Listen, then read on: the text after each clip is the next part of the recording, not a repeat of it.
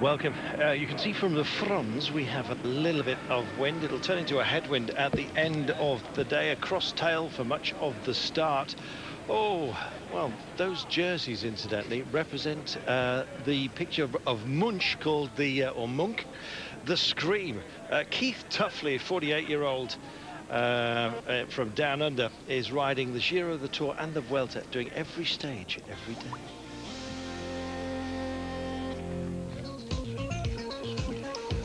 You want a hard man? You're looking at one right now. Goodness me. Never, ever, ever discount the power of Kirienka. Yesterday, he rode away and did an amazing job. Sheer brute force, strength, determination. He was part of the morning break, but just rode away as they were thinning out behind him.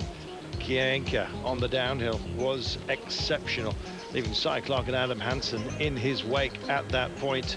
45.8 kilometers to go. See ya. Well, he's a mighty powerhouse within the Sky team and was given his head to take stage 18, which he duly did.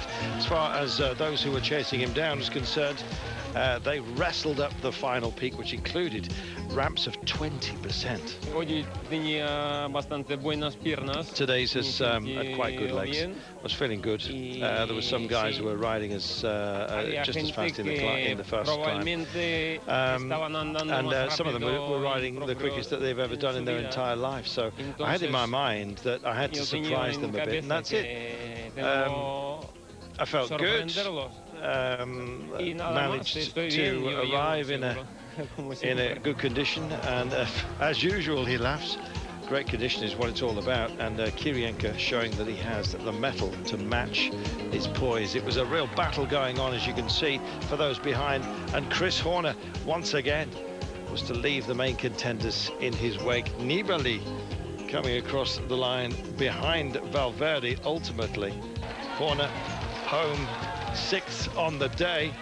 Sorensen, Hansen, Kohler and Martinez finishing in front of him. What a finish. 3 seconds is a small gap. I made up a lot of time today, and I look forward to trying to be in the red on Madrid. Yeah, if you keep working like this these 2 days, red jersey can be a reality in Madrid. Oh yeah, I think it's definitely a reality today. The legs were just amazing, so it's just a matter of keeping the form for another 2 stages. And then, of course, the Radio Shack boys looking after me so well this whole time, and continue that through to Madrid. So he closed the gap, as you heard, to Nibali by just 3 seconds, passing Nibali with an amazing sprint to end the day. Valverde finished in 9th place across the line, but also cut his deficit. Overall, Valverde trails Nibali by 1 minute and 9. Bueno, para mí el que más daño ha hecho ha sido. It was a very hard finish. Even if I was feeling good, I wanted to make the difference during the end of the stage, and it was about finding your rhythm. I just could not follow Horner's pace. He's in such good shape, so it's very, very difficult. He looks like a leader, certainly does. There, though, is our leader, Vicente Nibali. Very hard finish. Yeah, I just had to do my level best. Valverde said only Horner got the better of me, he says on the day. Horner seemingly got the better of everybody, but not quite by enough. He trails by 3 seconds going into today.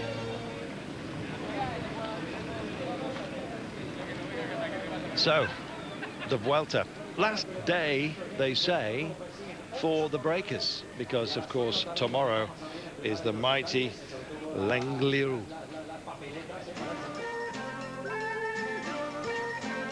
This is your profile, wide and open, and so were the speeds at the beginning of the day. Heading from the east towards the west, but cutting inland, as you can see, where our peaks appear.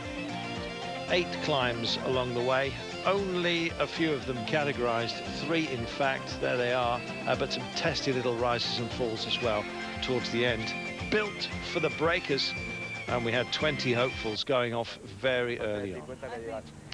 So what about our virtual stage? Estamos con Chente García Costa en San Vicente la Barquera. Y hoy llegamos With a Naranco, San donde Vicente, Chente, tú la ganaste Barquera, en and it's 97, ¿no? Si no me equivoco. Chente García Acosta. He won in 1997. Yeah, it was a long time ago. I've had some pies since then. He didn't say the pie. The stage, similar to today's stage, starting in Villas. I jumped from the breakaway and won the stage. So how is the climb into Naranco? It's extremely hard, but it's a tough climb. It sort of rolls away. There's not any flat, and you have to climb Santo Emiliano and then go to the climb of the Padrón and the Azaneda, and which is also hard. It's a stage where the breakaway will try and make it to the finish, but it will be stressful. It's the easiest day of these three. Is it an easier day of this trio of mountain days? It is, but at the same time, he said it can also be the most dangerous. I think we're not going to see the guys for the GC really taking too much of a battle today. But for sure, the breakaway are going to have a crack, and I think they might make it. I think it's important that that's what's going to happen. Any special advice to Alejandro Valverde in the climb that he knows already? He's very good. He's won here several times, so he knows the climb perfectly. Alejandro is feeling good, the team as well, and we just have to continue working like this. Yeah, best of luck, she says, and thank you very much, says the man from Movistar. So sign-on time in bright sunshine, a little light breeze, but electric blue skies, chance of rain, which we'd heard about, just ebbing a little, but as you can see, a little bit of mist over the hills further in town. Time to go. And almost from the gun, if there had been one. It was a bit like a starter's pistol, and a lot of riders decided that they were going to have a pop today. In fact, it took a while for 20 to finally settle themselves down. Katusha, they were really on the metal from the beginning. They didn't want any of the breakaways to go. I don't know who they were fearful of that was in the pack as off they went. But yes, it took some settling down, I can tell you that much. Just to remind you, Keith Tuffley, he's 48 years of age. He has ridden every stage of the Giro, the Tour de France and the Vuelta, and he's nearly finished his goal. He's an environmental activist these days, hence the Munch screen you saw made up of the jerseys at the beginning of the show. So we wish Keith the very best. He's only got 2 more stages to go. Unfortunately for him, he's also got the horrible test tomorrow, which will frighten anyone, the Alto de Langliru. So wish him the best for the completion of his mission into Madrid. 34.9 kilometers to go. 2 minutes and 14 is the gap that we have 2 brave souls, and they have been doing a great job, and here they are. Couldn't really help himself, Edvald Bosenhagen. As soon as they said that this was teed up for a break, then it had to be, did it not? He goes for it, looking long of hair at the moment. Well, he's in the break, and alongside him is your Prila of August Shimano, who have been a delight to watch, especially Warren Barguil. Warren, incidentally, was in the original break earlier on today. Actually, he wasn't. He was one of the ones that got caught from the initial skirmish, I beg your pardon. So there were 20 of them in total. It's been thinned out because of the high pace that's been kept by these 2 guys, and as you can see, they're already climbing, although they are 2.6 kilometers away from the first categorized climb, so they'll be there fairly shortly because there's an easing off of the ramp. So who else is up here? There is Vals Ferry from Vacon Soleil, just having a chat, saying, come on boys, if we're going to do something, let's do it now. Paul Voss of Netap Endura is here. He's just on the front there, just peeling off to one side. You also saw Grifko, Andrew Grifko from Astana, David Arroyo from Caja Rural up there, Danilo Weiss from BMC, Manuele Mori from Lampre Merida, and Nico Ede as well in the polka dot climbers jersey, and David Tanner from Belkin, all up there. But the charge is being led on here by Katusha. They want to put some hurt on to try and tee up Joaquin Rodriguez, who's ground to make up.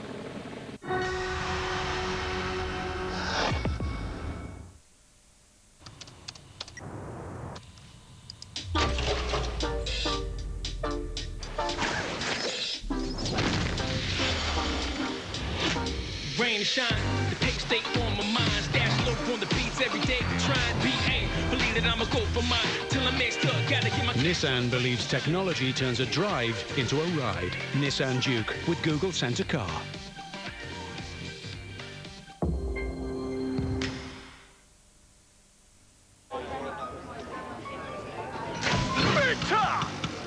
Morris?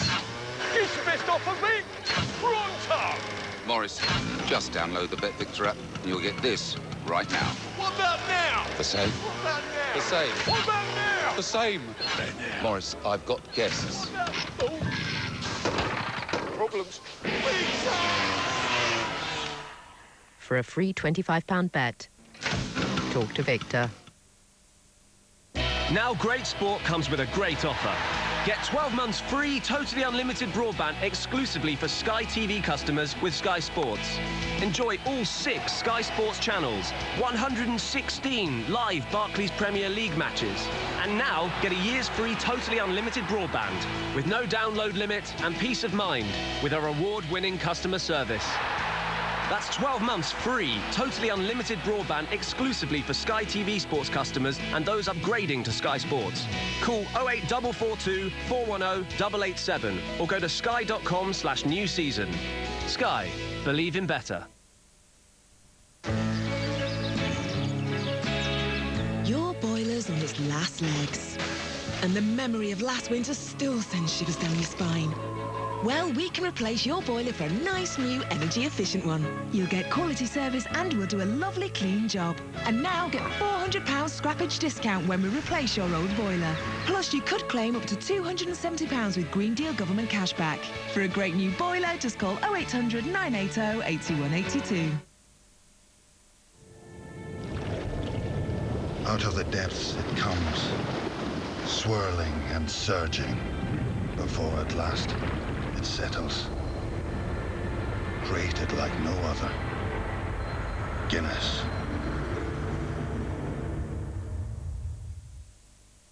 For everything that's going on in the world of sport, with up-to-the-minute scores and results, the latest news stories, and Eurosport action direct to your PC. Yahoo.eurosport.com, the only place to be for sports.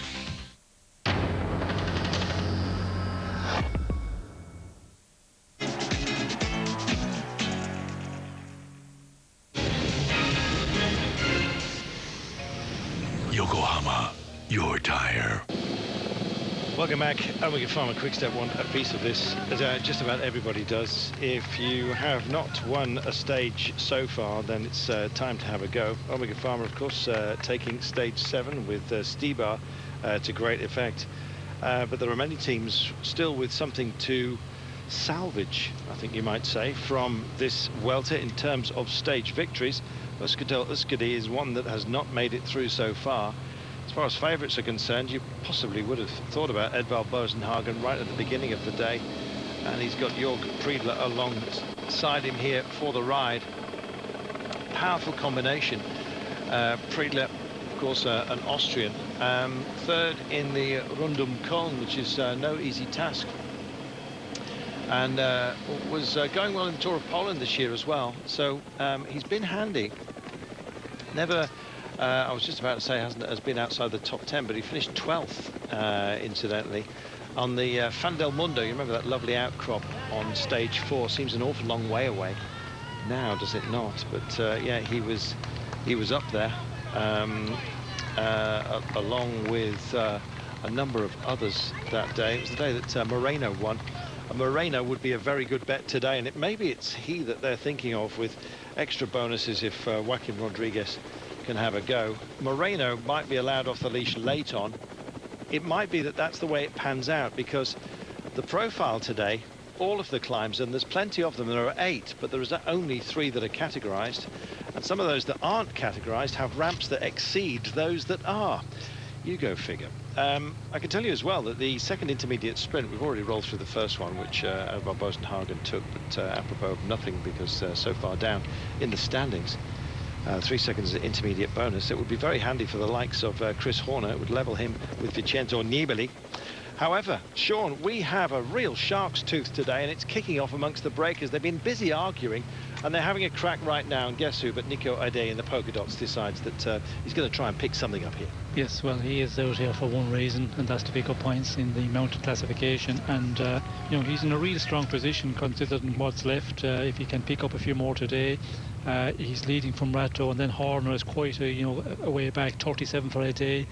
Horner in third position with 22, so he's going to take advantage. First of all, get into the breakaway. He's done that with the 20 at the start, and now he's going to pick up some points. And he's concerned, I suppose, about tomorrow's stage, because the general classification men will mark up a lot of points on that day, so he has to take as much as possible, any part possible. But again, it's another killer of a day here.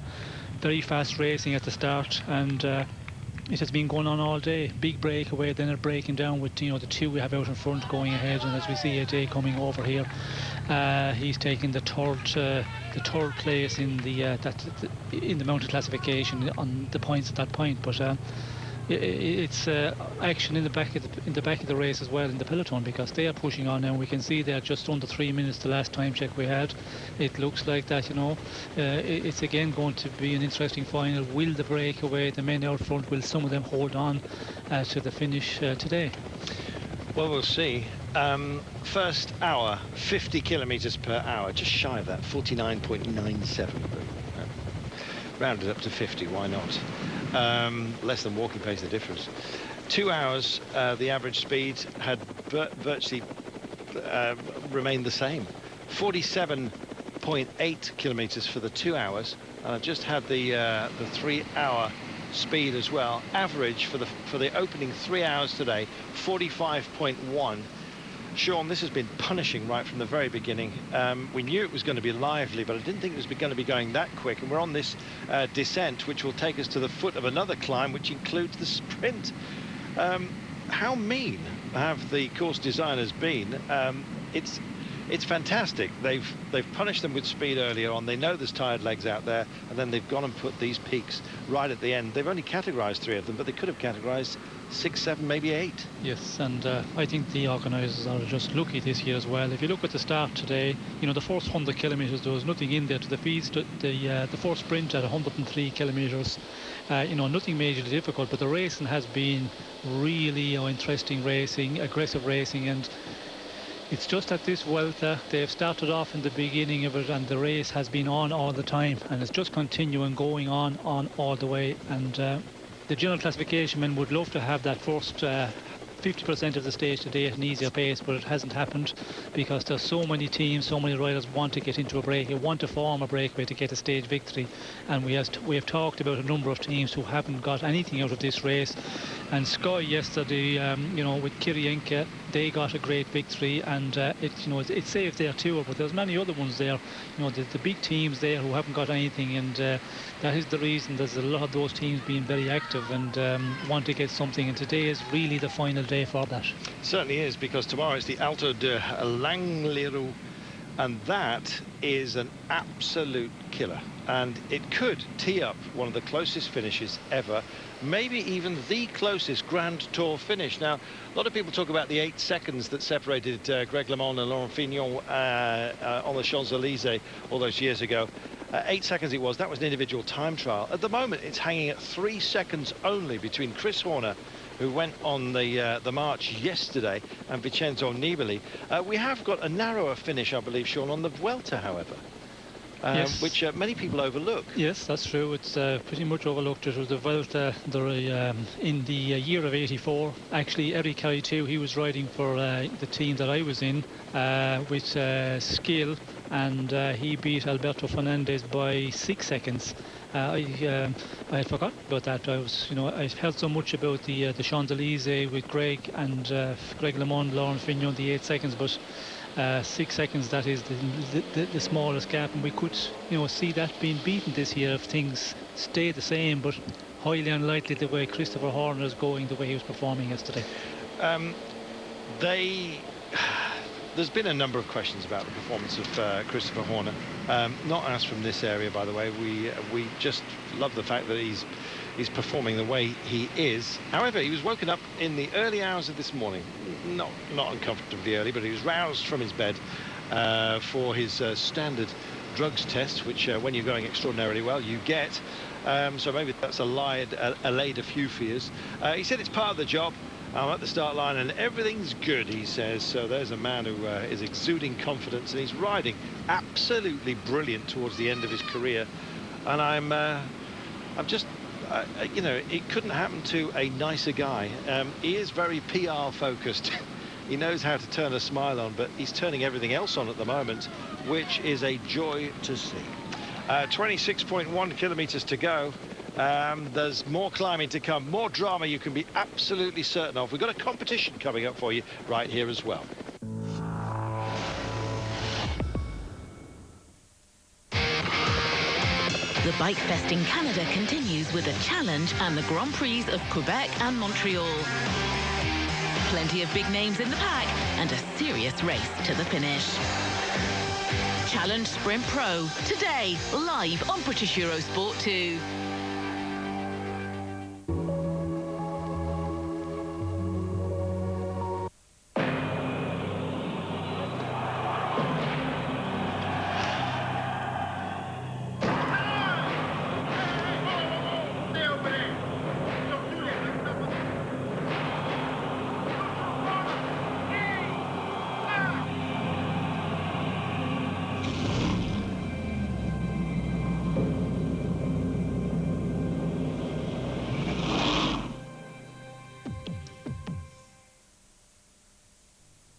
Now you see it. Now you, see it. Yes, Betty, that's the point. We don't hide our charges. With a loan from Wonga.com, you choose how much you want to borrow and for how long, and we tell you the total cost. You know exactly what you have to pay up front, so there are no surprises. For a short-term loan on your terms, visit Wonga.com. Wonga.com. Straight talking money. Out of the depths it comes, swirling and surging, before at last it settles. Created like no other. Guinness.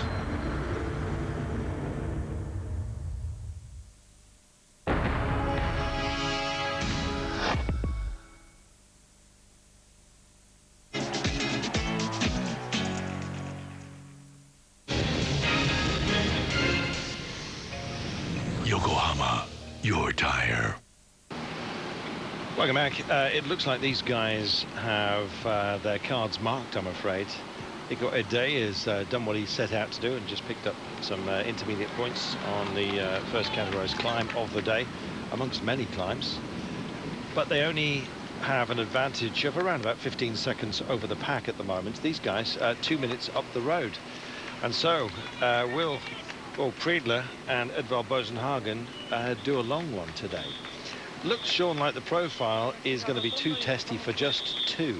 Is that your thoughts? Well, with the situation, the peloton really going at a very fast rate, about to catch the breakaway guys that were chasing down the two leaders on the road, and 2 minutes, it looks like that is going to be difficult for them because they're going to lose a lot more time. And we must remember there's another climb to come before we get to the final climb of the day, so it's not going to be an easy one for 2 minutes out in front. And again, they have been out there for quite a long time, and with two they're going to start tiring. So I'm afraid on the final climb they should hold on to the final climb, but it will be a very slender lead if they do manage to hold on at all. We'll see. So some big names are going to do some battle. Well, you'd be hard-pushed to find a bigger name than Sean Kelly, of course. And if you would like to join him with your name alongside his, he's very kindly offered to personally sign 10 copies of his autobiography, Hunger. We've got them here.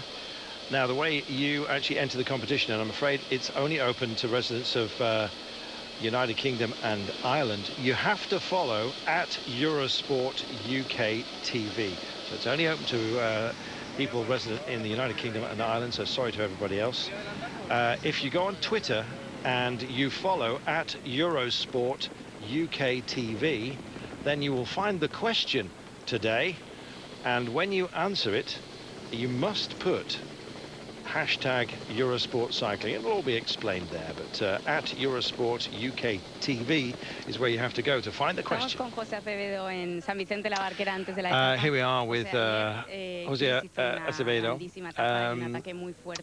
Yesterday Chris did a very strong ride, Chris Horner, of course, and just 3 seconds behind Nibali. How do you see these two stages coming up?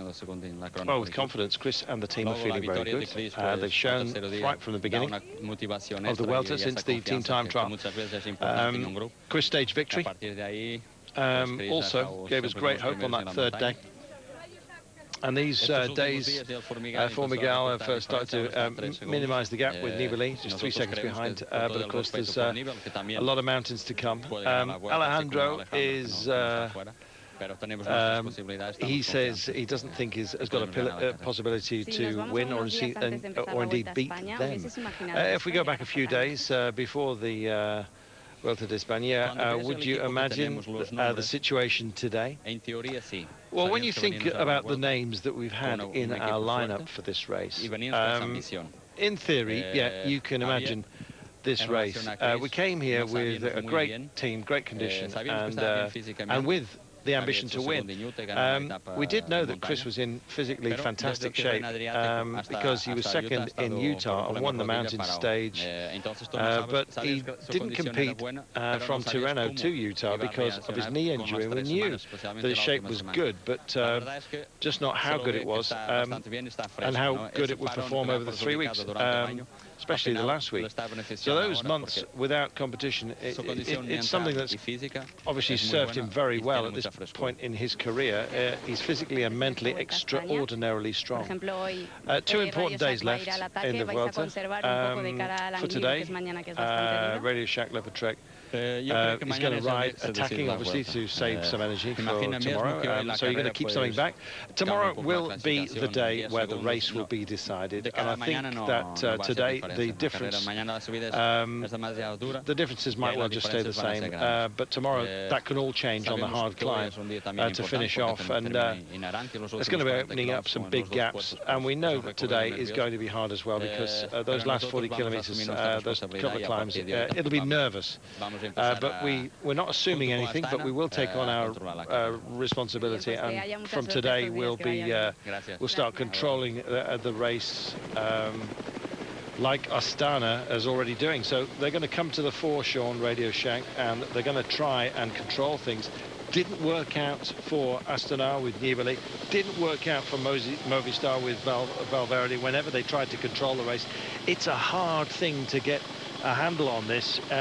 It twists and turns in terms of drama and the terrain in equal measure. Yes, well, I think the style of racing, first of all, it's made it difficult to control, and we can see again today, as we see yesterday, the breakaway, getting away, looking like that was going to be a breakaway that would take a huge advantage and then go on to contest the stage victory between them. It wasn't the case. The peloton took it up, and we see Movistar. And again today we can see it's Katusha who are pushing on here, and this breakaway today with 20 riders, you would expect a lot of them to have a very big advantage at the moment, but we see just under 21 kilometres at the moment, 1:53. Everybody else is being pulled in. We had that group of what was it, 8 or 9 riders chasing here, but they're just being caught now, and there's more attacks coming out the front of the group. So to control the race is so difficult, but I think Acevedo was talking about control in the end, and that's what we will see again today as we go to the Alto, the Naranco. There will be a lot of control by the teams who have men up there in the general classification. The climb today a bit more easy to control because the percentage is not as great, but yesterday it's very difficult for a team to control because the big leaders, all the men in the top of the general classification, they haven't got any teammates with them in the final, and tomorrow will be much the same. On the Langaroo it will be just man against man in the final number of kilometres. I cannot wait. It's going to be amazing. We said earlier in this Vuelta that quite often when organisers tee up a big pivotal day, sometimes it puts the frighteners on just about everybody and it tends to get neutralised, and then you get other days like yesterday, stage 18, where it's absolutely explosive and magnificent, and perhaps we didn't think that it would it would be like that. Do you remember stage 6 when Tony Martin just scared the pants off everybody on into Caceres, on how dramatic was that? There's been so much drama in this year's Vuelta, and it goes on. And tomorrow, when we get to the Angliru, that is surely where this race will be decided. However, you never know. Today might also be a very, very dramatic end. These are the breakers, the remnants of them, save for 2 men who are up the road, and it's all coming together right now, Sean, and others are starting to just drive off the nose of the peloton and just re-amalgamate. There is the pack, top right-hand side of your screen. If you're going to have a secondary attack, then quite often, just as they catch a break, it's the time to go. Yes, and this is actually another group that's come out of the peloton. The chasing group that we had here, chasing down our 2 men, they've been pulled back, and this is a new attack we have here of 7 riders. They just got pulled back as the as you were doing the interview with Acevedo there. So it's a new group of riders out of the peloton trying to get away and chase down our 2 leaders here on the road, Priedeler and Bosenhagen. And you know, it's going to be action all the way. This climb, the penultimate climb is a 3.6 kilometer third category. But again, you know, the way the race is going at the moment, I think the advantage is going to, you know, melt down a lot on the 2 men up front. There's an intermediate sprint on this climb. It's coming up very, very shortly, and in fact Bosenhagen and Priedeler will go through it, so they'll take the most bonus seconds. There'll be 1 more up for grabs behind them, and as you can see, it is actually a climb. It's strange that the Vuelta kind of does this sort of thing. 1 minute and 36 now is the gap between the main body, well, a group of pursuers in fact, and Priedeler and Edvald Bosenhagen.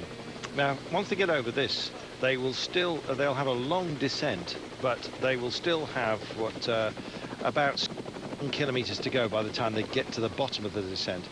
The next 2 climbs really could be classified as one, because they roll one into the other. It is a downhill off the penultimate climb, but not overly technical. The climb that they're going to enter once they've dealt with this intermediate sprint, strange place really to have a sprint on the top of a climb, but there you go. Ours is not to ask, but just to wonder why, I think. Corrupting that phrase. There we are, though. There is the red jersey. You can see Perito, Joaquin Rodriguez, just in front of Valverde. Then you see the erstwhile helper Kieselowski of Chris Horner, also locked very, very close at hand. And you can bet that Nicholas Roach is not that far away either. He worked extremely hard. Saxo Tinkoff were the ones that put the hurt on yesterday. Was expecting perhaps them to have another go today, Sean, but it's other duties, and maybe mostly Katusha that have been doing most of the chasing today. Yes, well, I think we see Saxo Tinkoff yesterday. They put men out in the breakaway, and of course Chris Anke Sorensen, you know, wasn't that far off in the end from Kirienke, but he just, I think, came onto the climb a little bit too far off to really challenge for stage victory.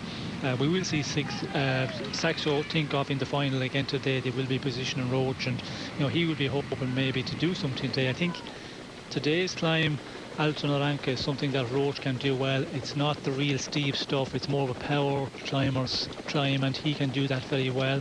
So I'd not be surprised at all if he tries something, and you know, he is very aggressive in this race, and I know he's in a good position, solid in 5th overall, but he wants to try and move up and see is there a possibility of moving up in the general classification, as a lot of the other favourites I think will be trying something. But we can see here, you know, this group is really pushing on, and the peloton also is racing at such a fast rate behind, with just over 20 kilometres to go. There we are. It is towards the end of today. The pace has been remarkably high. We've been well over 45 kilometers per hour for over 3 hours, and yet we have these climbs to deal with, and the skirmishes are starting to reveal themselves. Is that Harada who's just come out of the front? If it is, then he's well worthy of an in-racing flutter, if you like. El Padrón is the sprint. And it's been dealt with by those up front, but this is the point where everyone else is rolling through. And there's the clock counting back over the sprint line, the intermediate sprint line that they've just been through. So 2 more climbs to go. You might see some other rises and falls as well. Earlier today, we had a cross tailwind. It's going to turn, Sean, into a headwind. There we are, nearly 2 minutes down. 1 minute and 54 is the gap. Yes, a hard one to actually call and know how this is going to pan out. We said it was teed up for the breakers, but the way it's shaped up, Sean, it might well be the GC boys that feature yet again at the end of the day. Yes, it is getting difficult, as we can see here. You know, there's a group of chasers there, 10 riders that they're getting out of the group. We see there's AG2R, the rider Sherelle, there was one from Movistar, there was also Omega Pharma Quickstep, Peter Serri, he's up there. So they're trying to pull away from the peloton, but also the peloton is going at a fast rate, being led by Katusha all the time, and our 10 men are going to have difficulty pulling out an advantage the way the peloton is. We can see it's stretched out. That tells us the speed is really on here. Speed is really on. Another magnificent shot with a series of hairpin bends being dealt with. 18.6 kilometers only to go. We're going to take ourselves a commercial break and hopefully sort out that competition on Eurosport UK TV for you on Twitter.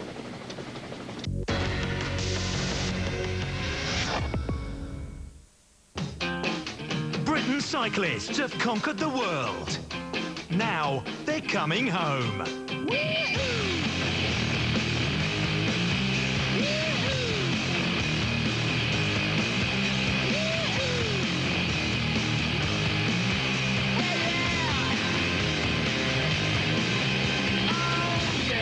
Tour of Britain, Sunday 2 p.m. Stage 1 exclusively live on British Eurosport 2 HD.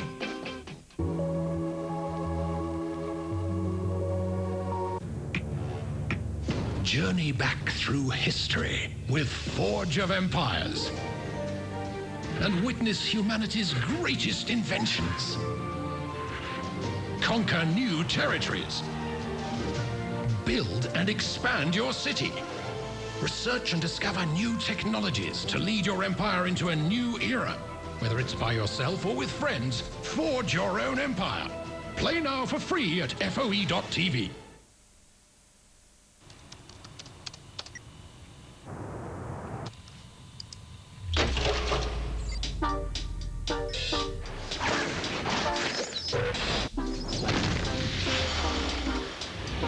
Rain and shine, the pace stay on my mind. Stash low on the beats every day. Trying I'm on the comeback like a surgery. 300 shows on the road could murder me. Be falling off, no that ain't occurred to me. Down in the depths, how it seems to serve BA. Believe that I'm a go. Nissan believes technology turns a drive into a ride. Nissan Duke with Google Center Car.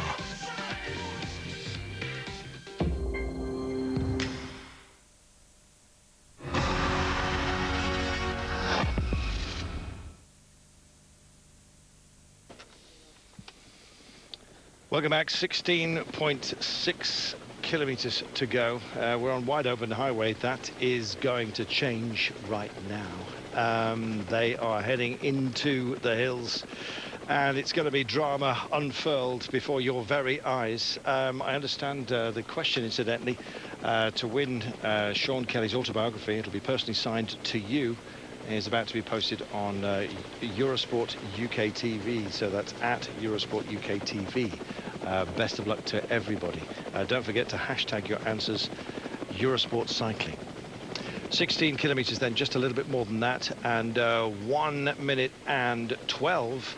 The gap, Sean, it looks like they're done for, and I'm really sorry about that, because I was hoping that the breakers might provide yet more entertainment. We've had so many breakaway victories in this Vuelta up until now. Yes, well, it looked like starting out when we see this big breakaway going away, it was going to come down who would be the strongest to survive and who would go out for, you know, a long ways out. And we have our 2 men on the screen at the moment, Friedler and Bosenhagen, and they have put up, you know, a fabulous ride. And the group that was chasing of 10 riders, you know, they were really working hard as well. But the peloton equally working more again, and just closing them down here. And we can see we have a group of 10 riders. We can see Fletcher was in there. We can see Sherelle Seri from Omega Pharma Quick Step. A lot of very strong teams up there, but the peloton is, just about to close them down at the moment, and the advantage for our two leaders now, because of all the action behind 1:13, not going to be possible for them, considering they have an uncategorised climb just to come here, and then the 5 kilometres up to Alto Naranco, which is going to be a real killer when you're out there in front. But it doesn't look like they're going to hold on to the climb. They're going to be real back in before, if the peloton continues at this pace. Well, it is continuing at this pace. The breaks that we've seen, I'm not sure that wind's a factor today, Sean. They said it may well be. They've got a light headwind to finish up into the hills, and it looks like it's a bit of a regroupement as the drive on continues. Still splits down there, though. Yes, but as you can see, the peloton is actually splitting up there. There's a big group of riders losing contact here, and that just tells the pace is really on here. And the terrain as well, we can see, it's turning all the time, then up a little hill, and that is real difficult. If you're in the second half of the peloton, the rear of it, well, you're going to get into difficulty holding on here, and that's what we're seeing at the moment. Riders starting to lose contact, and not surprising the way the peloton has been going. It has to break eventually. It has to snap. So does surely the will of those who are battling on. Nico Roche says that he is determined to finish in 5th place. Pozzovivo equally determined to get back at him. Can't really see that gap is going to get closed the way that Nicolas Roche is going at the moment. 15 kilometres to go, and the way that these guys are going is looking a bit laboured, Sean.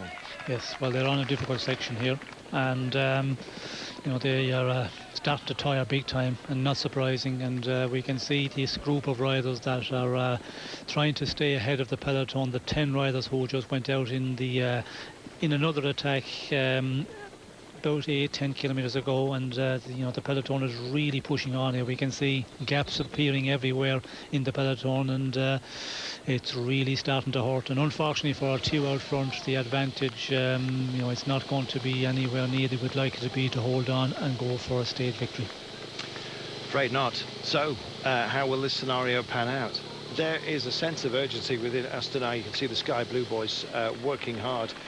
They want to sacrifice themselves essentially for Vincenzo Nibali. Today may well be the last time that they have to do this, because tomorrow, Sean, it's going to get very thin on the ground in terms of contenders, and it will be the big boys that take a huge step forward, because they're the only ones who could cope with the peaks we're going to deal with. Yes, well, I think it's going to be a very difficult final tomorrow. As we can see here, there's riders starting to lose contact. We can see Jan Barta there from Netap Endura. Van Summeren we did see from Garmin Sharp there, just losing contact in that second group and trying to make it across into the peloton of big favourites. But tomorrow is going to be a real difficult finish. It'll be interesting tomorrow, the breakaway again. There will be riders who will try and get into a breakaway and see will they be allowed enough of an advantage. But the way this is going in the last number of days, the peloton doesn't want to allow the breakaway to get any big advantage with a chance of going on, except for yesterday. And of course, we did see Kirienka and the guys, they put in a great performance, but it was close as well yesterday in the final. It was a tight call for the breakaway, but Kirienka did a fabulous ride. Again today we have two real strong powerhouses out front, but the peloton has taken it up that bit easier, and the advantage is coming down so quickly now. It certainly is. You're seeing a lot of talent just starting to suffer. Just caught sight as well there of winner in the corner, who was one of those who was really being found out. Sean, this is 14.2 kilometres for our leaders. We're on the penultimate climb today. If they can get over this, will they have any belief for the minute? The final climb today, let's just outline it for you. It is 5.7 kilometres in length, so 5.7 kilometres from home. As soon as they get over this crest, which they'll be there in a few moments' time, well, I say that, they've still got a couple of kilometres to go, just shy of that. 6.2% this is over a 3.6 kilometre climb. Then they have a descent, and then it is our final climb, which goes over 5.7 kilometres. It's 4.2%, but unfortunately for them, and indeed for everybody else, and maybe some good news for the likes of Valverde and perhaps Rodriguez, is that there is a 10% maximum ramp with 3 kilometers to go, and then the final 2 is still very much uphill. It could all happen. Sean, looking at the final run in, it is a nightmare. Yes, it is going to be a nightmare for some. It's probably you know, something riders here in the main pack of the general classification, man, they're looking forward to it. Anybody who can do it on the climb here, who's getting carried along for the moment, are just following, and that means, yeah, the general classification men certainly, you know, Valverde, Rodriguez, Horner possibly, Roach, they're all in there, and then you can throw in a few of the outsiders who have lost time in the general classification for reasons, and it's going to be a spectacular final again. It's not a very steep one, but when you have a stage victory out there for the taking, it's going to go so fast. It will, you know, really be difficult, because they'll go at it such a hammer. Everybody will be suffering, and we can see here, you know, under a minute at the moment with 13.5 kilometers. And you know, it's just under 12.5 from the top of this climb, which we see Bosenhagen and Priedler on. It looks like that you know, it's not going to be anything near what they would like to have to hold on out front.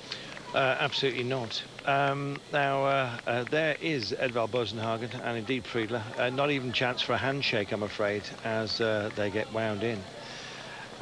Will a break make it today? Well, it was kind of teed up that it would be. It is indeed Harada that we spotted earlier on.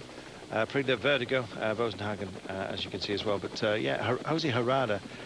Now, he's a man who can actually just stride on terrain such as this. It suits somebody with a quick finish, and Alejandro Valverde has exactly that. He seems to be able to, as well, Sean, re-find himself within climbs, which is amazing. We saw him where he was nearly one of the victims of hypothermia, and then he said as he started to climb, he started to warm up, and then of course he got his legs back, and then he drove on, and there he is, the man in the green jersey. Of the favourites, I think today the terrain really looks like it might well suit him and his style. Yes, well, he had a close call in the big Pyrenees stage when they got the cold conditions. You know, he was suffering from cold and looked like he was going to lose a lot of time. Recovered quite well in the final climb of the day, and you know, clawed his way back into a good position, and he's in a very good position in the general classification. You know, up there in third place. He will be a one today who will just be up there. As we can see, Priedler just you know, given the final throw of the dice as such, because he knows as well the way the peloton is chasing behind. Although there's new men came up there, we could see Fletcher was there, Herrera, as you mentioned, so there's a few new bodies, but it's not going to be enough of manpower to hold off the main peloton to the finish. Don't think so, but stranger things have happened, and we've been constantly surprised. Just to reference Tony Martin again, do you remember when he was within 3-4 seconds of the pack, still with quite a few kilometers to go? I think it was about 11 to go, and then he just disappeared again. It was only at the very last that we believed that he could win it. Incidentally, in the end, if you missed it, he got caught with 20 meters to go from the line after being out there all day for over 174 kilometers. Heartbreak. So this will be a breaker today. Are there going to be any gaps opening up amongst the favourites? We don't need much time difference between Chris Horner and Vincenzo Nibali to have a massive impact. It's only 3 seconds separating them at the moment. And so Chris Horner, has he got belief for today and the time bonuses? Will he save himself for tomorrow? I'd have thought so, Sean. That's going to be the main aim, surely. Yes, well, I think he will be thinking of tomorrow, and it's going to be difficult for Christopher Horner to ride away from Nibali today on the climb, the final one. The percentage is not great enough, and I think Nibali, you know, if he's in good shape, he might try something here, and we all know Nibali, when he's on a good day, this sort of climb, he could have a go maybe for the stage victory, because the time bonification will be very important. But has he got enough in the legs? Has he got enough power to be able to do it even on this one? We will see, but he will definitely be looking to try and, you know, take some time bonification if it comes down in the final between the big favourites. So I think, yes, it's going to be maybe Valverde. He's the one who could try something today, Rodriguez, but between Christopher Horner and Nibali, I don't think there'll be a lot of change, except that situation where Nibali could go for time bonification at the finish. Fascinating. Well, we'll see. Aston are certainly driving this on today. You look for the red jersey of Vincenzo Nibali, and he's just riding at the moment alongside Chris Horner's helper, Robert Kieselowski, the Croatian champion, who's been doing such amazing work. Chris Horner himself, of course, bedded in there. Who has been on this Vuelta, save for Chris Horner? Let's put him to one side, shall we? The big, unexpected performance that's grabbed your attention. Well, I think Barquera is the man who is the big surprise, winning 2 stages.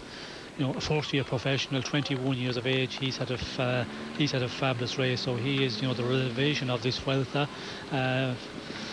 Horner, he is doing an exceptional ride, but he's, you know, he's been up there in a lot of the stage races before, and I think the circumstances, well, you know, he had an injury, a knee operation many months ago. He's had a lot of rest period, and if you can come back from that and get into the real top shape, get into the level that you can perform in this one, well, reserve, you have a huge amount left compared to a lot of the other riders in the general classification of this one.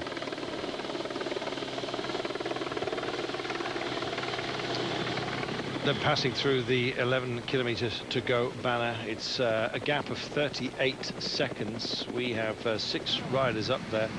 Priedler is amongst them. So is Juan Antonio Fletcher yet again. He just can't seem to help himself. Vertigo is the man in orange from Euskaltel. We have Gerardo, who is the best of these guys, in my opinion, for the end game today. All respect to Edvald Bosenhagen, but it looks like it's all over because the nose of the peloton is just starting to break a little bit, and we've got other riders who are starting to join the fun. Still declared at 33 seconds, and in fact that group of 6 is now swelling rapidly, as you can see, including Cofidis Mate, and indeed we've got some teammates forming up here as well, which is pretty handy. We have Serge Pauwels. Alongside him is Peter Sarri, who can go well. He's been another rider who's been quietly efficient here. Sort of quick and, you know, can climb and go quickly as well, Sarri. Could be a good call if they manage to put something in, but an injection of pace at this time with 9.4 to go, and the main team's so worried about each other, and indeed anybody else just getting the drop on them. I don't think they're going to start looking at each other at the moment, Sean. They seem to have considered firepower, and they're all working together within the pack of favourites. Yes, well, we did see that Katusha were really pushing on. Now it's Astana who was taking control of the front of the peloton, but it looks like that they're just calming things down a bit. 33 seconds, just 9.2 kilometres to go. They probably feel, well, you know, we can allow them guys just to hang out there a little bit. What is the tactic of Astana? Are they going to, you know, continue on setting the pace, and then on the climb itself, you know, really up the pace and possibly try and get Nibali into a position where he can go for something in the top 3 of the stage and the time bonifications, and that's what is going to be very important. And for Radio Shack and Christopher Horner, is going to be a concern here if they see that Astana controlling it and will be strong enough to take it up the climb to a point where Nibali can just follow the other big favourites and try and get something time bonification wise out of this one. Well, then there will be concern for them, but we'll have to wait and see. But it's going to come down to certainly I think a big group sprint or a big group going to the final climb to contest this stage victory. The gap is growing out again, 46 seconds. But I think it's, you know, not going to be enough for the guys to hold on. Well, it seems to have been our eternal question. I love the way that the course designers have put in the pain at the end. There's never been a day where we have not had some sort of drama. There's been no respite. It's been an amazing Vuelta. A lot of you calling it the best Grand Tour this year, and a lot of you also saying that it's one of the best that you can remember. I have to say, I agree with you. It's been an amazing event, and as we head to Oviedo, we will loop out of town and take on this climb. And yeah, I still can't tell you what sort of impact this is going to have on the general classification, because sure, they're going to attack each other, but it might be extremely late, maybe on those 10% ramps that we've been talking about right at the very last, with 3 kilometres to go. So in 4 kilometres time, This is Netap Endura Mendes going for it. Netap Endura have had a great Vuelta as well. I think they'll be getting many more wildcard invitations next season, courtesy of their performances this year. It's been great. And Leo Koenig, of course, famously taking stage 8. Why not? And Mendes is one of those who can certainly climb, and away he's gone. Can he do it? Will be allowed to do it? Quite possibly. He's 37 minutes and 28 seconds down overall. Leo Koenig, incidentally, we kind of forget about him. He's at 6 minutes and 35, so he's still very much in the general classification, solidly top 10 in 8th place for Netap Endura. So I guess if we talk about individual revelations like Buggy, but Netap Endura have been a revelation themselves in terms of their level of competitiveness day after day. Yes, well, they have been in the breaks a lot. They have got the stage victory. For a wildcard team, to have a man in the top 10, they have had an excellent race, and I suppose they have proved that they were entitled to get the wildcard for this Vuelta. And that's something, when you look at the other teams, as I mentioned there some time ago, there's a lot of teams would like to be in the situation of Netap result-wise in this race. So for them, it's been, first big 2 or 3 week tour, it's been a real successful Netap Endura. Certainly has. Nicholas Roche has had his time as well here. He's had some real fun. Of course, stage winner as well in stage 2 in the Monte de Groba. Fantastic performance by him there, and indeed battling as well with Pozzovivo for that 5th spot. It looks like it may well be his. 5.7 kilometers to go, and can this be another famous one for Team Netap Endura as Jose Yao Mendes, JJ Mendes, goes for it round this roundabout. 5.5 to go. Now the road snakes around a little bit before we actually exit town. We're really on the proper climb, I guess, with around 3.5 kilometers remaining, so in 2.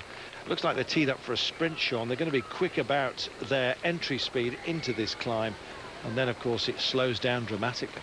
Yes, well, it's all about getting into the right position as you go onto the climb. Not to be too far off is very important, but also not to be leading the peloton for the big the big riders here, the general classification men. They don't want to be right in the top 2 or 3. Hang back a little bit, 7th or 8th position, it will be the place to be here on this one. But any more than 15, 20 place, then you're a bit too far off. As we can see here with 5 kilometers to go, this is the lead onto the climb. The first section, as we can see, not very steep, and it just kicks up gradually as you go, and then it's the final 3 kilometers, that's where it gets a bit more difficult, and the 57 seconds of an advantage.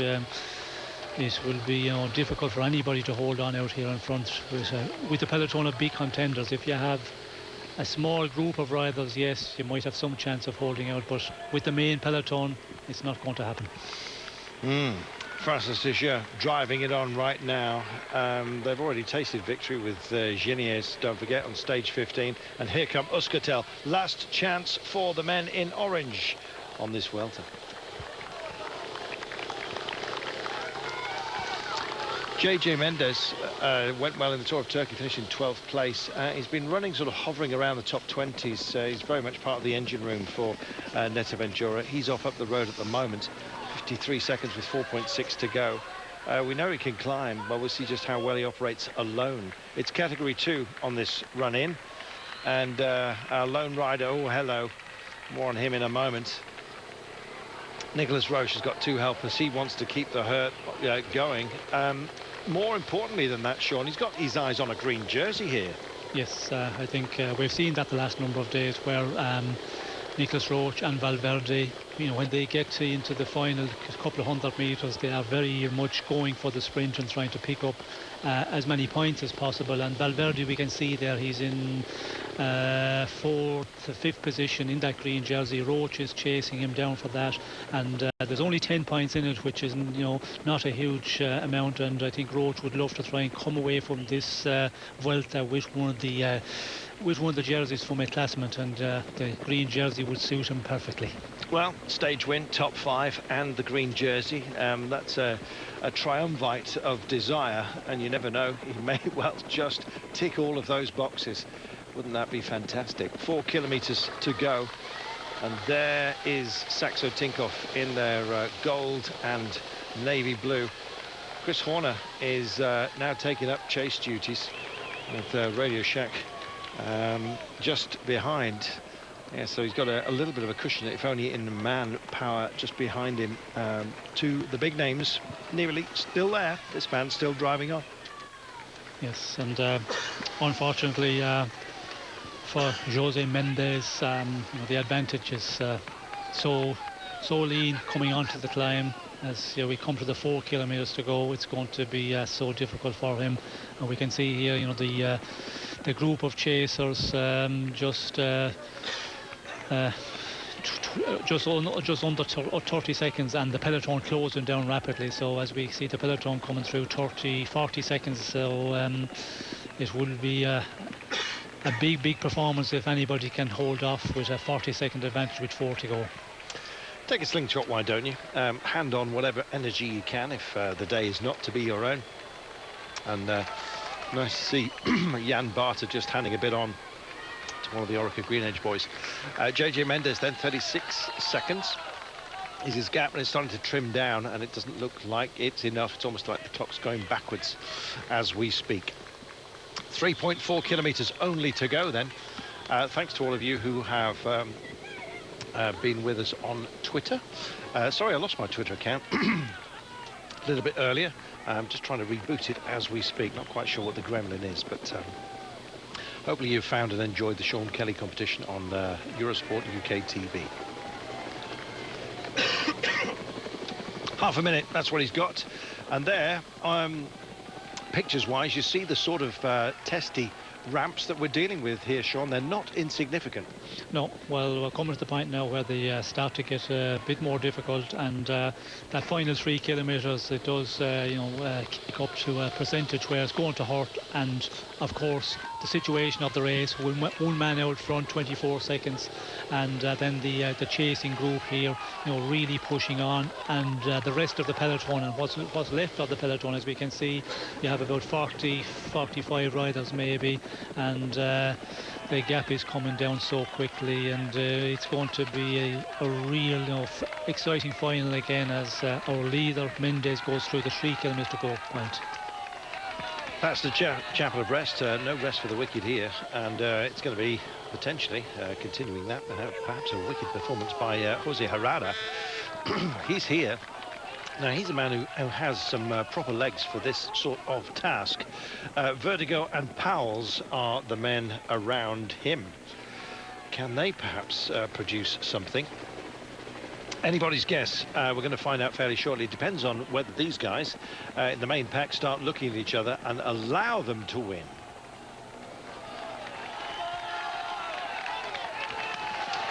Still pushing on and doing a fantastic job is JJ Mendes. He's on the 12% ramp right now. This is very, very, very short and punchy. Just kicks into 13%, I notice. Goodness only knows how they're measuring this, but the crowds are out in force. They know about this climb, Sean, and so do all of the riders. Great respect being offered to it. Yes, well, it's a climb that has been in the Vuelta many times. The first time, I think it was in 1974 when José Manuel Fuente won, and it sealed his second victory in the Vuelta. So will it be that today that we will see maybe the change in the overall classification as Saxo Bank really push it on here? They're the ones who as securing the pace, keep the pace real high on the front of the peloton over the the past 2 kilometers. I'm not worried about Chris Horner today. Possibly worried about Mendes now. The Portuguese rider JJ looks like he's a bit tuckered out. There is Horner. He's on the absolute form of his life. Incidentally, just look at how wide his handlebars are. Apparently they were put on by mistake some time ago, a couple of years ago, and he liked the feel of them. Looks like a little man trying to look like a big man. Yeah, he likes that very, very wide bar, and it serves him extremely well. So does respite, and as you heard, because of injury, he's been out for much of the season and coming back with a real bang here. Unfortunately, that minor explosion has got some collateral damage, and at the moment Vincenzo Nibali is very afraid, and he's just sticking very close to Valverde, who is also on the back wheel of Chris Horner. All the big names together yet again. There could be splits, Sean, you never know. Yes, well, there will be splits, but will the general classification men be in difficulty that they will find themselves in little splits as we see here? You know, the pace is getting just faster and faster in this group of big favourites. It's now down to, what, 20 riders, and it's Saxo Tinkoff who still set the pace here. And we can see, you know, Christopher Horner there in 4th position, Valverde, Nibali, all the general classification men, but it's Nicholas Roach's team who is really pushing on here. Doing a fabulous job. If Chris Horner is tempted to go for it, I think Alejandro Valverde will naturally go with him and possibly has the capability to stay with him on a climb such as this and be quicker about it. When it gets to the series peak tomorrow, wait for Horner to go for it, because he most certainly will. If Valverde does go, then he's going to drag along Vincenzo Nibali with him, so he'll basically punch a hole in the air. It may well be that they all neutralise each other. We speculate 1.7 kilometres only is all we've got left, and you know, JJ Mendes is still up there, Sean. Yes, but we can see that he's just inside of Herrada, and then we can see the main peloton of big favourites just breathing down their necks, and it's not going to be enough, because there's going to be attacks here out of this group, and we can see Thibaut getting into difficulty here. So he is one of the men who's up in general classification. Will we see others in the top 10 in general classification, or maybe in the top 4 or 5, but it's going to be down to the battle between, I think, riders out of this group of big favourites is going to contest for stage victory. There is Herrada, but likewise here come the pack, and it's nearly all together. Out of the saddle come Saxo Tinkoff working for Nicholas Roach, and just behind is Chris Horner. And so yet again, even on a day that was supposed to be absolutely tailor-made for the breakaway boys, such is the situation at the top of the general classification that they cannot allow anything to go wrong, and as a result they are having to be masters of control. But the thing is, Sean, they've got to master each other on this final push for home. 1,300 metres only, and it looks like they're going to cruise in together. Well, still inside the final kilometre, if they really go, somebody put in a big attack is really powerful. They can split this group of big favourites. But we can see here, you know, Nicholas Roach following there in 2nd position, his teammate. Then we have Christopher Horner. Then we have Valverde and Nibali in Valverde's wheel. So he's made a good choice there. Follow Valverde. He feels he's the man as Nicholas Roach goes. He does. Nicholas Roach goes for this. I was just about to say, do you think it could possibly be his day? I think he's going to run out of juice right now. Don't forget, there are bonus seconds up for grabs, and so he's not going to be allowed to go. Almost gets taken out by a man with a camera, but suddenly he does go. Nicholas Roach has taken a little bit of a gap here. Now, can he maintain it? They're trying to bridge over to him. Oh, goodness me. Scarponi it is. Ulissi as well is further back in the pack, but it's Scarponi has taken the big leap up, and well, Nicholas Roach might well still pick up some bonus seconds here, but it's the pair of them, is it? And here comes Perito. Rodriguez goes through. Now this is going to be a drive away. How successful will he be? And how much space will he manage to put between himself and the pack? Well, it's starting to stretch out. Rodriguez, 2 minutes and 24 down overall, needs to make up ground now. He's going to get a 10-second bonus if he takes this, and I can't see anyone stopping him right now. So it will be that plus the clock, and whether there's a response from the GC men behind him. It's quite a gap, Sean. Yes, it is a gap, but it is a big attack here. We can see the way he goes, and Perito is, you know, so explosive. He's just a tiny lightweight rider, and when he puts in that attack, he pulls out, you know, a big gap very quickly. Will he be able to hold on here? Will there be a reaction from behind? But it looks to be sufficient that he should be able to take a stage victory, and he hasn't got a stage victory in this Vuelta yet, so you know that is very important for him. And also in the general classification, he's going to take some time. Yeah, and don't forget he's got tomorrow as well to take even more time. I think just back in the pack we've seen Alejandro Valverde make a big response as well as he goes under the Flamme Rouge. It's countdown time for him, but who else has got something behind? And I'm looking long down, and it looks like the pack are still very much together, and it's Scarponi who is running out of gas right now. Nicholas Roach didn't make the break, but here comes Sammy Sanchez, I think it is, that's about to just leap out of that group. But it is this man, Joaquim Rodriguez, Perito as he's known, and look at this, they're starting to wrestle each other, and I think that's Moreno as well that's just tagging on the back of the Euskaltel Principal, and away they come to the line. Over 4 hours and 15 minutes in the saddle, and this is going to be a hugely popular victory. 10 seconds bonus he will take at the line now, and the clock starts to count back, and this is significant. He started 2 minutes and 24 down, let's not forget.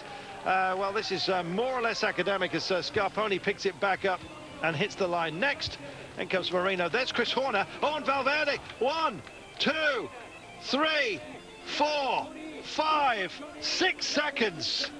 We got a new leader, Sean. Yes, there's a sufficient gap there between Christopher Horner and Nibali. Certainly Christopher Horner's taken the jersey there, and we could see there, you know, Purito, an exceptional finish, the final kilometre, but yeah, what a final once again on this Vuelta. My goodness. Well, there we are. There were gaps. They were significant enough, and Nibali is the day's loser. Wow, Sean. Well, the cameras were absolutely locked onto Joaquim Rodriguez. I can understand why. The Spanish desperate for him to win a stage. He's delivered that, but we were unaware that just behind the gap was opening up, and Vincenzo Nibali was distanced by Chris Horner. We counted back. We're still not sure about what the gap is going to be between them. It was 3 seconds at the start of the day, but that red jersey, it's going to be handed over right now. Yes, well, it was 5 seconds plus. We could see there as they came over. So Nibali once again, you know, in difficulty. It just goes on here. I think fatigue is starting to set in, and when he loses ground on this sort of climb, because it is the terrain for him to do something today, but losing time to Horner, a surprise to me, but it shows that, you know, Horner is in just tremendous shape, and Nibali starting to tire at the end of this 3 weeks. Goodness gracious, every single day tells a different tale to one perhaps expected, and it is more of the same. So Joaquim Rodriguez takes the line and does an amazing job of it as well. The countback began, but well, it was the gaps that opened up amongst the main contenders that was the vital element today. Perito gets his win. I don't think he's going to get the title unless something huge happens tomorrow, but he's picked up a 10-second bonus as well, let's not forget, at the line. And that was quite an effort, but what a great job as well by Christopher Horner. Yes, well, he was following, of course he was following the other big favourites, and it was just the race leader of the day, Nibali, not able to follow, and it just proves that he is starting to suffer majorly at the end of this run. Oh, he did say Odysseus was there, and so it was that he popped up. Scarponi finishing, in fact, in 7th place. Moreno in 3rd place ahead of Sammy Sanchez. Moreno giving it a very, very good go as well in backup to Rodriguez. Chris Horner in 5th place. Nibali at 20 seconds. Was Horner on 14? 7 seconds difference? 6 seconds difference, Sean? Yes, that would be it. It looked like just 5 seconds plus. There it is. They swap places. The margin remains the same, but they change at the top. Christopher Horner, approaching his 42nd birthday, is our leader. One massive day to go, and then into Madrid. It's not over yet by any means, this Vuelta. Amazing. Sean, we have been saying throughout this race, you just can't call it. You still can't call it. We may be heading for our narrowest margin of victory of any Grand Tour ever. Yes, and you know, another change, a major change in the overall. Also further down we see Pino, who slips down. Leopold Koenig takes up that 7th place, and Thibaut Pinot from Française de Dieu moves from 7th place down to 8th. There was the countback. That was the moment. Chris Horner didn't even bother to look back. The camera looked back down the road, and was started to zigzag as it searched for the red jersey. This is, of course, in slow-mo. Nicholas Roche did a fantastic job as well today, and there, the red jersey just popping in to view as you saw. There he is. They finally pick him up. Goodness me. Well, it all fractured on those very, very last testy ramps, Sean. How often have we said that? Well, when you get an uphill finish, it's not always, the severity, the percentage of the climb that can cause problems. Although this one it did kick up to quite a strong 12-13% we see at a time, but normal it was about 7-8%. But when you're racing up it at a real fast pace at the end of a stage, and when there's a stage victory to go for between the men in the general classification, well then it's going to get so aggressive, so competitive, it's going to hurt, and we see the results, little gaps everywhere between all the big favourites. How big will those gaps be tomorrow? That's the crucial thing. And Sean, will there be racing to be had on the very final day if it's still extraordinarily close? You just don't know. Well, that is going to be the question, because now the other ones in general classification see that Nibali is in difficulty, and you can be guaranteed that Valverde and the others will be saying, well, if we go early on the climb tomorrow, attack maybe 2-3 kilometres out, and on the angle route, if you go 2 kilometres from the finish and you're going strong and you're not able to follow those guys, well then you can lose a minute and a half plus. In which case, it's still wide open. Joaquim Rodriguez might have a little bit of belief. Boy, oh boy, what a Vuelta this has turned out to be. One of the best. Yes, well, it's difficult to see Joaquim Rodriguez taking that amount of time from Horner, because he's very impressive and finishing so strong. Tomorrow's stage will suit him, the real steep stuff. I think Christopher Horner performs real well on that, and now he's in the position to win this Vuelta. He's going to be very, very aggressive tomorrow. He's going to go up for it, but there's no guarantee in cycling until the final line, the final day. That's when you can declare yourself and you can say, well, I've won this one. Somebody's going to say that. I don't know quite what their accent is going to be. It may well be it's just eyeballs out for the line on stage 21 into Madrid. Can you imagine?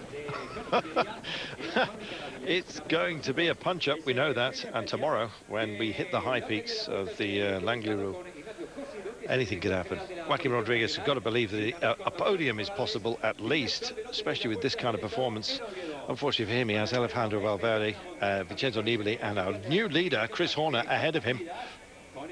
Wow. Well, there we are. 19th, stage 19 of the 21 goes to Joaquim Rodriguez. And a more popular winner you'd be hard pushed to find here in Spain, Sean. I'm pleased for him, but it doesn't look like he's going to get that title that's evaded him. Well, it's going to be difficult. Finishing really strong there today. Very impressive, to ride away from the other guys, but that is... Joaquim Rodriguez, he's really explosive on the mountaintop finishes. Haven't been really as aggressive and maybe in the form as we have seen him in the past this year, but seems to be coming better, and with tomorrow's stage, anything can happen. Indeed. Well, there is that rather beautiful open-sided chapel. I imagine it doesn't really get used in the winter time.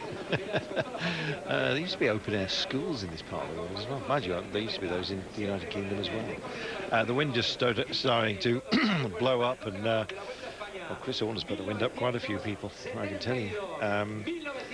It's amazing, absolutely amazing. And there's more to come. There we are. It's far from over. And indeed, if you love your cycling, then there's no better place to find it than here on Eurosport, the home of cycling. Alto de Angliru, 142.2 kilometres. Doesn't sound long, does it? It's going to be a very long day for some.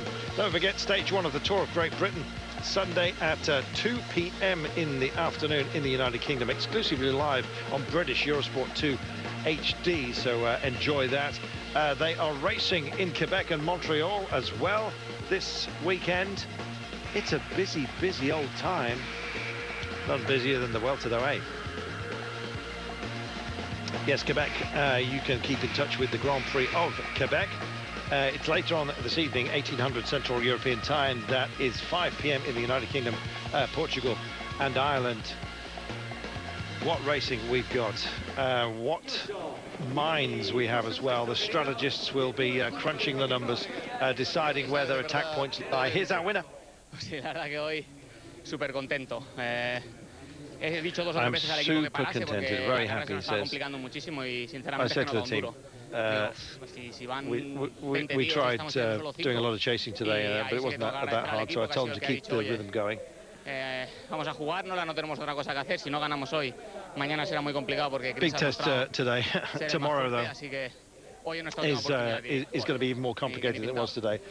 But we're really strong and we'll take any opportunity. So basically, he's talking about the planning of the team. It's absolutely spot on, he says, to deliver.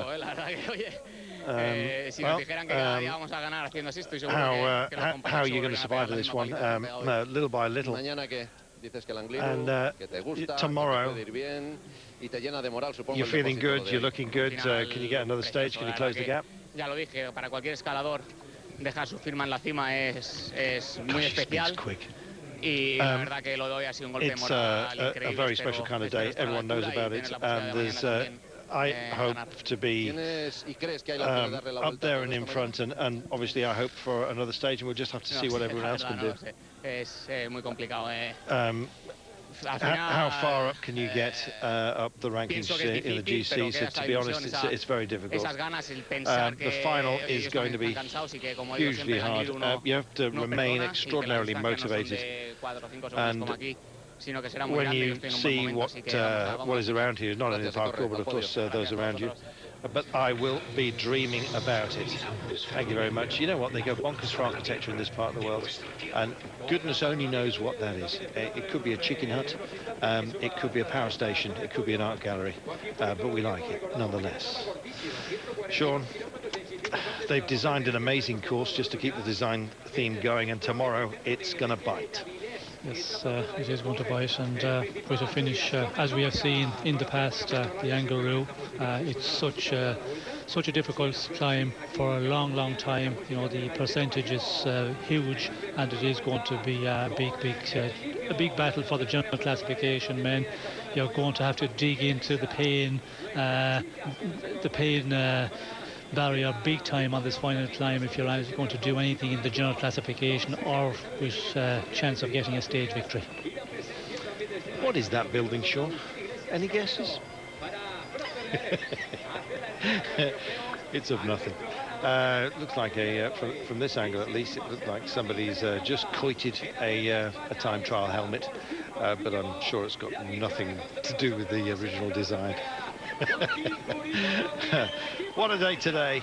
Joaquin Rodriguez successful, at least for a stage win, and Katusha, that's 3 stage wins, let's not forget. Moreno's had a couple, taking stage 4 and 9, and so whatever happens, they've had a very successful Vuelta, and ever smiling, it seems, Joaquin Rodriguez, talking about what lies ahead and the battles still to come. Plenty of them, Sean, but I think it's a losing game he's playing against those who are in front of him. Well, I think you know, you always hope that you have an exceptional final stage, mountain top finish, and you know, he is in good shape, and you can see the other riders starting to you know, weaken, and you know, you just keep on working at it. He's got his stage victory now, so the pressure's off a bit, and Katusha, of course, we're always expecting to get a number of stages here because it is one of the big teams in this Vuelta. Well, there you are, he's got a pixie helmet, and why not? I'm sure it is a proper emblem of the region. There we are. Rodriguez then taking it ahead of Diego Ulizzi, Moreno, Sanchez, Chris Horner, Alejandro Valverde. That was the crucial one, both at 14 seconds, and perhaps more crucially, Nibali at 20 seconds coming along across the line, as you saw, with an undefined gap between himself and Nicolas Roche. Pozzovivo there finishing was Roche on 20, so 13 seconds down on Nicolas Roche, who's maintained that position. You never know, on the big climb tomorrow, things may even change much further down the order as well. Can this man do it again? I guess he's just been given the combativity award. Well, why not? So he'll have red numbers tomorrow if that's the case. Sean, it's left me breathless day after day. I imagine tomorrow we'll be we'll be chomping at the bit. They most certainly will be as well. I'm very much looking forward to it. Yes, well, I think tomorrow is it's a recipe for an exciting stage. The only question is, will there be a breakaway allowed to get a distance that they can go on maybe and contest for the stage victory. Looking at the way the race has been the last number of days, is highly unlikely. But whatever happens, I think there is going to be a battle for the stage. If there's a breakaway, that gets the advantage to be able to hold on out there. But back in peloton, there's going to be a big battle between the general classification men. There certainly will be. So the smile of Joaquim Rodriguez Purito tells a story to you. Will he be handing out cigars like he did in the Tour de France at the end of this one? Who knows?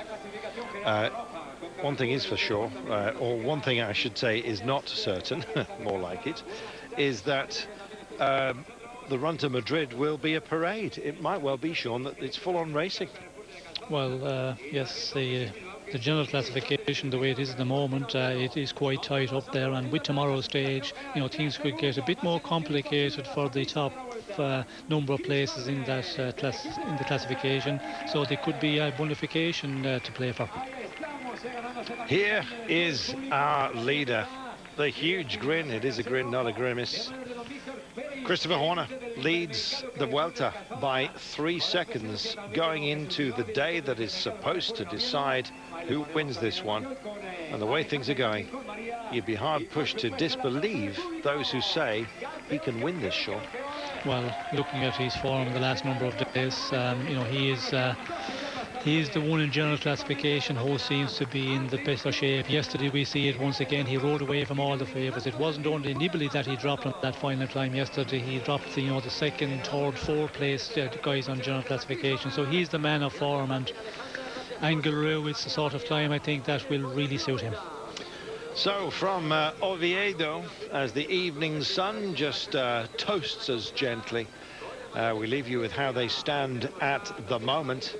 Horner leads Nibali by 3 seconds, Valverde by 1 minute and 6. Rodriguez now sub 2 minutes.